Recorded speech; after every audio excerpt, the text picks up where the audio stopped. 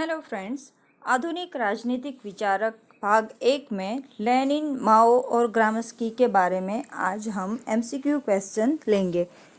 इससे पहले के वीडियो में हमने यूरोपियन राजकीय विचारक और उससे भी पहले यूनानिया राजकीय विचारक के बारे में हमने एमसीक्यू क्वेश्चन डाले हैं। नहीं देखा हो तो आप देख लीजिए, ताकि क्रमशः आपको पॉलिटिकल साइंस सब्जेक्ट का मटेरियल समझ में आए। सारे एमसीक्यू क्वेश्चन मटेरियल इसमें दिए गए हैं। सारे वीडियोस एक के बाद एक डाले गए हैं, क्रम में डाले गए हैं, इसीलिए आपको देखने में कोई भी प्रॉब्लम नहीं होगी। क्रमशः देखते जाइए ताकि पॉलिटिकल साइंस का पूरा सब्जेक्ट आपको क्रमशः आपको समझ में आए। इसीलिए सारे वीडियो क्रम में हैं, एक के बाद एक देखिए। वीडियो को सब्सक्राइब करेंगे तो आपको नए आने वाले वीडियो भी क्रमशः मिलते रहेंगे। सो आप सब हमारे चैनल को सब्सक्राइब कीजिए ताकि आपको सारे वीडियोस समझ में आए, देखने को मिले और नए वीडियो का नोटिफिकेशन मिलता रहे। आधुनिक राजनीति विचारक आज का हमारा टॉपिक है, जिसमें हम लेंगे लेनिन, माओ और ग्राम्सी। इसके बारे में जितने भी एमसीक्यू क्वेश्चन बने हैं, सारे क्वेश्चन हमने समावित किए हैं। कुछ भी कट पीट करके नहीं दिखाया गया है। टोटली बहुत ही आराम से और इजीली समझाया गया है। तो चलिए स्टार्ट करते हैं। इसमें एमसीक्यू क्वेश्चन है, टोटल 4 ऑप्शन है, लेकिन हम समय को बचाने के लिए, आपका ज़्यादा समय वेस्ट ना हो, इसके लिए सिर्फ एमसीक्यू का आंसर ही बताते हैं। एमसीक्यू के 4 ऑप्शन आपको दिखाए जाते हैं। अगर आपको वो चार ऑप्शन भी जानना हो तो आप वीडियो को स्टॉप करके देख सकते हैं।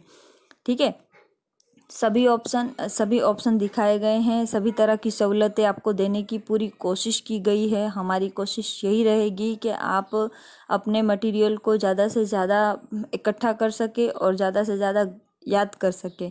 याद रखने के लिए देखिए, मैं टीचिंग फील्ड में लास्ट 18 ईयर्स से हूँ, 18 साल से। तो मुझे जहाँ तक पता है कि टीचिंग अच्छे से कैसे बच्चों को कराई जाती है, तो मुझे यही एक अनुभव हुआ है कि बच्चा जितना देखने से याद नहीं कर सकता है, सुनने से उससे ज़्यादा याद कर सकता है। बच्चा जब सिर्फ पढ़ता है तो उस समय उसको आलस महसूस होती है, लेकिन जब वो देखता भी है और सुनता भी है, मतलब कि ऑडियो वीडियो रिकॉर्डिंग जब वो देखता है तो वो ज़्यादा जल्दी याद कर सकता है। देखा हुआ सुना हुआ कहीं ना कहीं काम आता है, ये बिल्कुल सत्य है। इसीलिए देखते रहिए, सुनते रहिए और ज़्यादा से ज़्यादा रिपीट करते रहिए ताकि वो दिमाग में घूमता रहे। चलिए स्टार्ट करते हैं आज का वीडियो, जिसका नाम है आधुनिक राजनीतिक विचारक 1, लेनिन, माओ और ग्राम्स्की। वीडियो को लाइक कीजिए, सब्सक्राइब कीजिए, सपोर्ट कीजिए हमें। हमारा काम अगर अच्छा लगे तो हम नीचे सब्सक्राइब करने के बाद कमेंट बॉक्स में प्लीज़ लिखिए आपके comment. Okay, thank you very much. चलिए स्टार्ट करते हैं। आधुनिक राजनीतिक विचारक 1 में लेनिन, माओ और ग्राम्सी। उसका पहला क्वेश्चन है, मार्क्स ने क्रांति का उल्लेख अवश्य किया था, किंतु उसे किस प्रकार क्रियान्वित किया जाना चाहिए, उस विषय पर वह मौन रहा। यह कथन लेनिन का है। मार्क्सवादी विचारों को प्रत्यक्षतः अपनाने का श्रेय किस विचारक को जाता है? मार्क्सवादी विचारों को प्रत्यक्षतः अपनाने का श्रेय लेनिन को जाता है। Next one, what is to be done किसकी कृति है? What is to be done Lenin की कृति है। लेनिन का जन्म कब हुआ था? लेनिन का जन्म 1870 में हुआ था। निम्न में से कौन सा लेनिन के दर्शन का अंश नहीं है? लौह आवरण की नीति लेनिन का अंश नहीं है। लेनिन की मृत्यु कब हुई थी? 1924 में लेनिन की मृत्यु हुई थी। एक वर्ग विभाजित समाज में आर्थिक समानता असंभव है। यह किसका कथन है? लेनिन का कथन है। नेक्स्ट, सर्वहारा की अग्र पंक्ति के रूप में साम्यवादी दल को निश्चित काल तक बने रहना होगा। किसका कथन है? माओ का कथन है कि सर्वहारी अग्र पंक्ति के रूप में साम्यवादी दल को निश्चित कालीन तक निश्चित काल तक बने रहना होगा। माओ। नेक्स्ट, साम्यवादी व्यवस्था में भी सर्वहारा और बर्जुआ वर्गों का संघर्ष लगातार चलता रहेगा। यह कथन माओ का है। सांस्कृतिक क्रांति उतनी ही महत्वपूर्ण है जितनी कि औद्योगिक क्रांति। किसका कथन है? माओ का कथन है कि सांस्कृतिक क्रांति भी उतनी महत्वपूर्ण है जितनी कि औद्योगिक क्रांति। यह कथन माओ का है। जनपूंजी नीति का विचार किसका है? जनपूंजी नीति का विचार माओ का है। निम्न में से कौन सी विशेषता माओ के नवीन लोकतंत्र की है? प्रजातांत्रिक केंद्रवाद माओ के नवीन लोकतंत्र के विचार की विशेषता है। नेक्स्ट, 1949 की चीनी क्रांति की सफलता का श्रेय किसको जाता है? 1949 की चीनी क्रांति की सफलता का श्रेय माओ को जाता है। चीन में लाल सेना की स्थापना किसने की थी? चीन में लाल सेना की स्थापना माओ ने की थी। राजनीति शक्ति बंदूक की नोक में से पैदा होती है। यह माओ का कथन था कि राजनीतिक शक्ति बंदूक की नोक में पैदा होता है। नेक्स्ट, हमारा सिद्धांत है कि दल को सेना पर अपना प्रभुत्व रखना चाहिए और ऐसा अवसर कभी भी आना चाहिए जब सेना दल पर अपना प्रभुत्व रखने की स्थिति में है। यह किसका कथन है?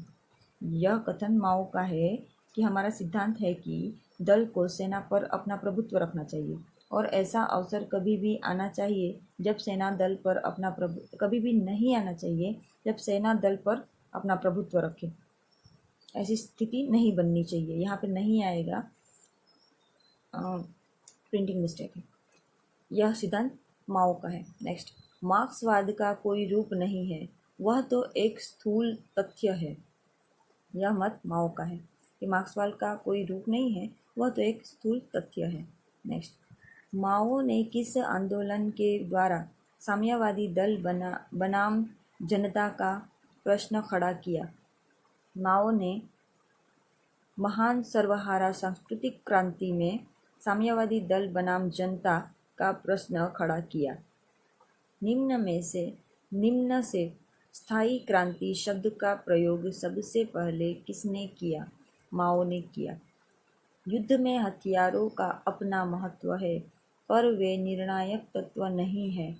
निर्णय मनुष्यों के द्वारा किया जाता है, जड़ वस्तुओं के द्वारा नहीं। यह किसका कथन है? माओ का कथन है कि युद्ध में हथियारों का अपना महत्व होता है, पर वे निर्णायक तत्व नहीं होते। हथियार बहुत ही कामगर होते हैं, लेकिन वो हथियार ही है, वो निर्णायक तत्व नहीं है।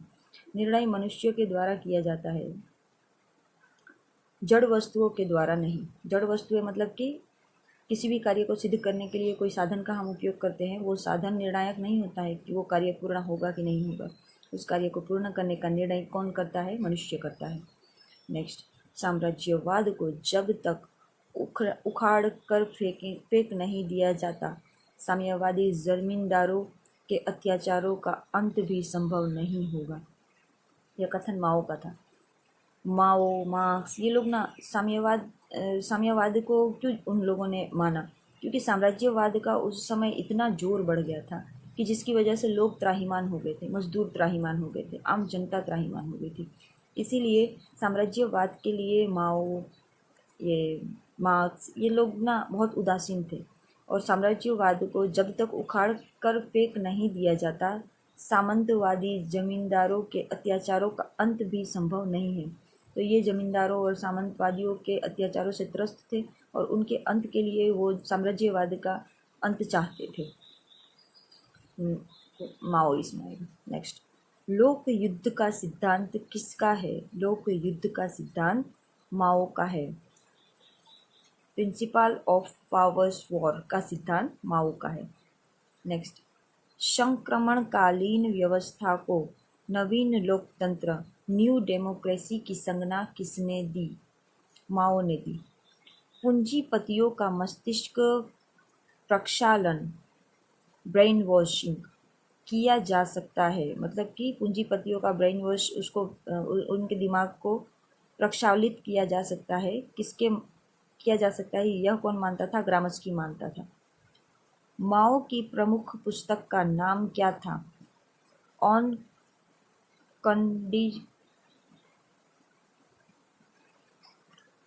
कंट्रडिक्शन। माओ की प्रमुख पुस्तक का नाम ऑन कंट्रडिक्शन था। On contradiction. एंटोनियो ग्राम्स्की का जन्म कब हुआ था? एंटोनियो ग्राम्स्की का जन्म 1891 में हुआ था। प्रिंजन नोटबुक 1971 किसकी रचना है?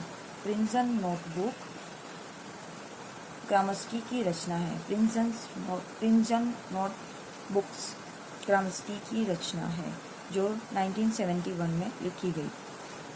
ग्राम्स्की ने मार्क्स के जिन विचारों की कूट आलोचना की थी वो कौन है? ग्राम्स्की ने जिन विचारों की कूट आलोचना की थी वो उपरोक्त सभी है। उपरोक्त सभी में कौन कौन से आएंगे? वर्ग, संघर्ष और क्रांति, अतिरिक्त मूल्य और इतिहास की भौतिकवादी व्याख्या, द्वंद्वात्मक भौतिकवाद और आर्थिक नियतिवाद, यह तीनों का समावेश। ग्राम्स्की ने मार्क्स के विचारों का खंडन करते हुए, आलोचना करते हुए ये तीनों विचारों पर अपना मत दिया था। ग्राम्स्की अधिरचना को कितने स्तरों में बांटा गया है? कि ग्राम्स्की की अधिरचना 2 स्तरों में देखा गया है। नेक्स्ट, यह आशा निर्मूल है कि ध्वस्त पूंजीवाद की राख में से समाजवाद उठ खड़ा होगा। किसका कथन है? ग्राम्स्की का कथन है कि आशा निर्मूल है कि ध्वस्त पूंजीवाद की राख में से समाजवाद उठ खड़ा होगा। नेक्स्ट, ग्राम्स्की राज्य के स्थान पर किस प्रकार के समाज की स्थापना करना चाहता था? ग्राम्स्की विनियमित समाज की स्थापना करना चाहता था। राज्य के स्थान पर विनियमित समाज की स्थापना करना चाहता था। पूंजीवाद के विरुद्ध वैचारिक लड़ाई जारी रखनी चाहिए। यह कथन ग्राम्स्की का था कि पूंजीवाद के विरुद्ध वैचारिक लड़ाई हमेशा शुरू रखनी चाहिए। विचार से पूंजीवाद को हमें कभी सपोर्ट नहीं करना चाहिए। ग्राम्स्की का यह कथन था। पश्चिम के उन्नत पूंजीवाद की परिस्थितियों में बोल्शेविक क्रांति जैसी रणनीति संभव नहीं है। किसका कथन है? ग्राम्स्की का, कि पश्चिम के उन्नत पूंजीवाद की परिस्थितियों में बोल्शेविक क्रांति की रणनीति संभव नहीं है।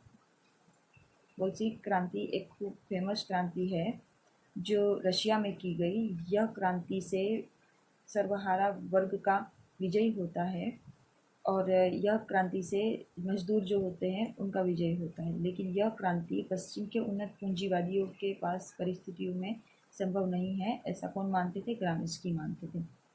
ग्राम्स्की किस संरचना को विशेष महत्व देता है? ग्राम्स्की वैधता स्थापक संरचनाएं को विशेष महत्व देता है। राज्य की उत्पत्ति में अधिपत्य तथा नेतृत्व की भूमिका विषय का ग्राम्स्की के कथन का अर्थ है प्राधान्य के निर्माता बल, प्राधान्य विरोधी बल तथा प्राधान्य समर्थक बल। राज्य की उत्पत्ति में अधिपत्य का नेतृत्व की भूमिका विषय का ग्राम्स्की का कथन है प्राधान्य के निर्माता बल, प्राधान्य विरोधी बल तथा प्राधान्य समर्थक बल। तो यहाँ पर हम ये पार्ट कंप्लीट करेंगे। वीडियो को लाइक, शेयर और सब्सक्राइब जरूर कीजिए ताकि आने वाले सारे वीडियोस लाइन टू लाइन आप देख सकें। आप अपने नेट की तैयारी अगर कर रहे हैं तो उसमें यह वीडियो बहुत ही इम्पोर्टेंट है, क्योंकि इसमें कुछ भी काट कूट के हम नहीं दिखाएंगे। सभी टॉपिक पे हम डिटेल में सारे क्वेश्चंस आंसर डालेंगे, जिससे अगर आप बुक्स नहीं भी पढ़ पा रहे हैं, आपके पास मटेरियल नहीं भी उपलब्ध है, तो भी आप सुन के ये सारे मटेरियल्स को देख के आप याद कर सकेंगे। मैंने बुक्स के साथ में आपको यह मटेरियल्स उपलब्ध करवाया है, तो आप इसका स्क्रीनशॉट भी लेके और कोई क्वेश्चन को बार बार रिपीट कर सकते हैं, या फिर इस वीडियो को आप बार बार देख के भी, सुन के भी याद कर सकते हैं। तो सारे क्वेश्चंस इम्पोर्टेंट हैं, डिटेल्स में है, पूछा जाएगा तो इन्हीं क्वेश्चनों में से पूछा जाएगा। आगे ऊपर अलावा इसके अलावा कहीं से नहीं पूछा जाता है, क्योंकि ये मेन बुक से ही पढ़ा रही हूँ। कहीं भी कुछ भी शॉर्टकट नहीं है, डिटेल्स में है। तो 1 बाय 1 वीडियो देखने के लिए आप वीडियो को सब्सक्राइब कर दीजिए, ताकि नए आने वाले तमाम वीडियो आपको क्रमबद्ध मिलते रहे। और वीडियो को लाइक और शेयर कीजिए। Thank you very much.